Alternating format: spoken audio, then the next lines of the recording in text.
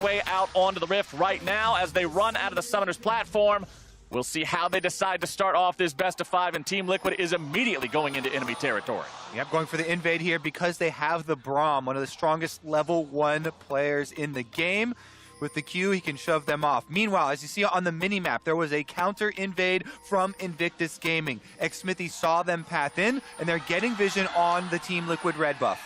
As you can see, Team Liquid trying to counter this counter invade. One thing I also want to point out before we get any further, look at Impact's items and his keystone. It's Press the Attack and Doran's Blade. All right. This is not the team fighting AP, Nico. This is a split pusher that Team Liquid will have to make sure can succeed. And look, whilst it might not have been our first choice, you can certainly understand the process here because it is going to have to be a very different, so it's going to have to be a very different style here. You need to be able to shut down the Shy and keep him away from those late game turrets. All right, starting on the bottom side, we can see Doublelift and Core JJ trying to shove the minion wave as quickly as possible. Jackalev and Battleland also trying to push back. Now, one thing I want to go ahead and set the stage for, a little interesting stat for Team Liquid so far over their course of group stage play. During main MSI group stage, Team Liquid is the only one of the 6 teams to have a 100% win rate with a lead at 15 and a 100% loss rate with a deficit at 15. The early game will tell so much for this squad. Well, sir, part of the effect of that stat was that they didn't have very many winning early games. Well, they must have had 4 of them. That's actually exactly correct, sir. I don't know how you managed to predict that. That's amazing. And while all this has been happening, you saw the good early game vision for the Liquid lineup, secured bottom lane Scuttle Crab, and also a lot of security for this push. IG, meanwhile, fought back quite hard on the early game, but that has opened up an avenue potentially for Xsmithy to either go for an invade or look for a gank bot. Yeah, Xsmithy with double buffs has his eyes on mid lane already. Rookie is pushed pretty far up. Rookie could be very vulnerable here on this Syndra. The champion without any inbuilt escape mechanisms. A nice flash away from the combo of Xsmithy means Rookie's going to stay safe. That is a successful gank by Xsmithy. Taking the flash away from the Syndra will make her play much more respectfully towards Jensen in this mid lane. And we do get a first pause here to take a deep breath. And it's not only just about burning the flash, you know, for a future kill setup here, but it's also the ability to unlock Jensen around the map. We know about Silas's pushing ability, and then if Jensen can get into the top lane, impact the Shy, or, you know, better yet, 4-man rotate down into that bottom lane with that Sivir, all of a sudden, if you control the middle portion of the map, you can start attacking IG's aggressive side lane. And just looking at the matchups, this is a very good choice for Xsmithy. Silas does have his own gap closer, as well as Jarvan having one built in. So taking the flash away from Syndra, who has no escapes without the summoner spells, it has a huge effect. This is at the very least going to draw Ning's attention, to bring vision, and to bring some presence from the Invictus Gaming side around mid lane as well. And that's what you want to see from Team Liquid, is just Xsmithy getting involved. No matter where, Xsmithy has had a pretty low jungle proximity overall this tournament. He hasn't been the involved. lowest, isn't it? Yeah, it is actually the lowest of the main 16s in groups. And so people want to see him get more involved. Whether it's mid or whether it's one of the side lanes, Xsmithy's early jungle pressure will mean a lot for this team. It was the exact pathway to success for Team Liquid on the last day of groups versus G2, where Xsmithy goes mid lane for Jensen repeatedly, and they're able to get some mid lane control in the game to actually open up their options towards the mid game. That being said, you know, this is only the 3 minutes into the game here, and things are just getting started. Quick update for everybody at home. It appears Ning's client alt-tabbed out, so we're investigating what caused that to happen. Should be able to get back into the game here in just a moment and get things rolling. This shouldn't be too extended of a break in the action, which I'm very thankful for. As you can tell by the dismay of the crowd when the pause happened, everybody's been excited for this series. People want to see what Knockouts has to bring. This is our first chance to really see how these teams adapt and improvise over the course of a best of 5 as well. Groups has that whole aspect of anything can happen. It's best of 1. Somebody can always take a game off of anybody, but a best of 5 is the true test of your ability to really overcome and prove your superiority to your opponent. Yeah, I completely agree, and I think the major factor here was that it was TL that we were looking towards to change something, because obviously IG, very successful group stage. You can just continue what you're doing. Hep up, hold bottom. Bottom side, Valon's going to go ahead, go in onto Doublelift there, who gets knocked down below 300 HP, takes a bite out of the biscuit, and he'll be healing up. Yeah. Oh, sorry, and I was going to say, and the adaptation does seem to be that get Smithy a lot more priority in the draft and then get him on the map early. Jensen repaid a lot of what Smithy's work was in that game. So I like the fact that it's Jensen that in this matchup, even though he's going into rookie, maybe the best player in the world, that gets the early focus. And now that we're looking at the bottom lane, good trade there from Babylon. They are a little bit ahead in the sustain game with the potions. Bottom lane has also been an area that has performed a little bit under expectations for Team Liquid at this tournament. So we'll see if they can hold on here. So far, so good. Top side, actually. We have a recall from Xmithy. And I really love when junglers do this, recalling in Close lane. enough to make something happen. Exactly. Lane's starting to push back into Impact. That would be a great time for a gank. Deny a lot of that experience. You know, we've already talked about it. Snare into Lee Sin is probably a free kill at this stage, even with Flash. However, now Ning bottom lane. Really good ward there by CoreJJ up into this forward brush that Ning was about to head into. That being said, Alistar can still force engages. There we go again. Doublelift going to find himself jumped on by Balon, who gets stunned in return.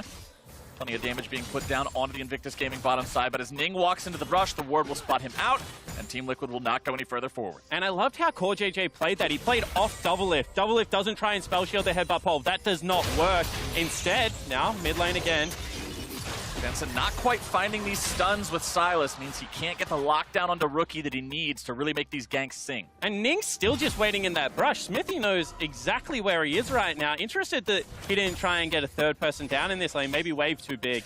Yeah, and now they're actually both going for the Scuttle Crab, but that is 100% Invictus Gaming territory. Yeah. Because their bottom lane pushed up already, allowing 3 members to come take this. And Xmithy not catching up on camps, actually just sticking around and watching this happen.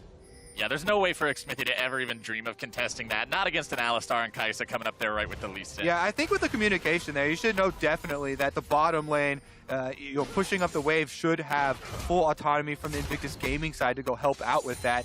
And this is the other half of Xmithy going for that successful gank in mid lane, burning the Flash. Ning hard farm. He cleared all of those camps. You can see 32 CS for him to the 24 now of Xmithy.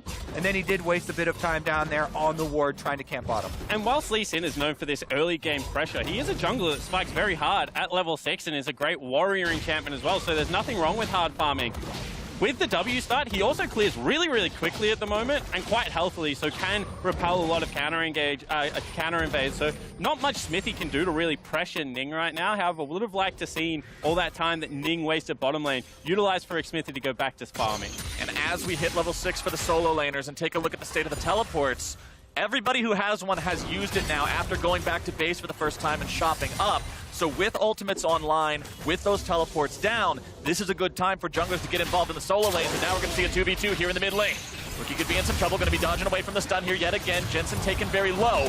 Smithy having to back himself out, forced to flash away, and Team Liquid will be on the losing end of that one. Yep, they try and repeat gank there on the flashless Syndra, but Ning is there in time with the counter gank here, and they end up burning Xmithy's flash now, a little bit vulnerable. Jensen 0 for 3 on these Sylas stuns when Xmithy comes to his lane. Really going to have to tighten that up, land those skill shots if they want these ganks to work out. Could be different if they're able to get the lockdown onto that value target, but Xmithy now clearing out the red buff, will smite it just as Ning places the ward over the wall, means no chance of steal. And you can see the Shy ducking into Fog of War, does have a level 6 in the ultimate available, so Smithy has to be very careful top side of the jungle right now. Invades can come from anywhere. Core, however, now playing the counter ganking role. Ning still camping around mid for Invictus Gaming though. CoreJJ steps up, makes his presence known, so Ning's not going to come out here and try to do anything until CoreJJ goes away at least. Ning's still wanting to make this happen, but no kick available. But it's been very obvious so far that TL think that mid lane is success here. So much attention already from both Smithy and CoreJJ into this area of the map. Critical now that Jensen not going up for these minions. Sticking back. Does get stunned! He's dead! Stunned up, flash into the kick, and there's your first blood. Invictus Gaming get themselves on the board. And whilst Ning wasted a lot of time bottom lane, this time the patience pays off. No eyes on Baolan means that with... Ooh, hold that. They get the flash out of Jaculov. Topside Impact and the Shy are going at it. Got Impact looking to find himself the solo kill here, but as the Shy runs down into the brush, Impact is not comfortable chasing forward. He has no idea where the mid and jungler are for IG, and he's not going to take that fight. And it's amazing what vision gives you. You can see that control ward as soon as the Shy ran back towards the lane brush. Didn't want anything to do with an Impact. And as low as the Hellfire look, the passive you have to worry about. Here comes Ning into the top side, making this fight unfair rather quickly. Impact forced to flash away. Yep, Ning here making some moves in the mid game. Does show topside though, so Smithy's going to try and answer back with the Infernal Drake on the other half of the map. This should work, seeing as how Team Liquid's bottom lane is the one pushed up now. Gold slightly in favor of Invictus Gaming, but Dragon at 2k health. Yeah, priority on 2 lanes, mid as well as bottom, just means that you unlock control of this area. I like the vision that they Ooh. Solo kill for the Shy. Top side means yet another thing going the way of Invictus Gaming.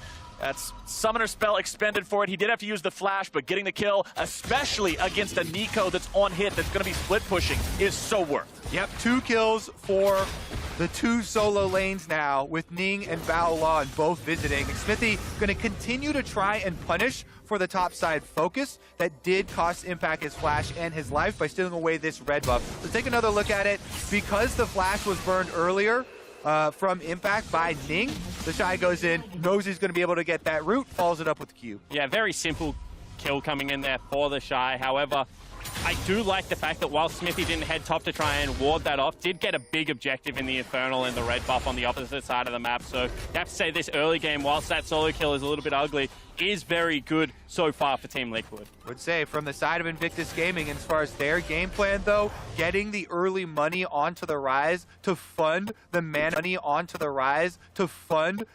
multiplier builds here is going to be huge. The Shy, we have not seen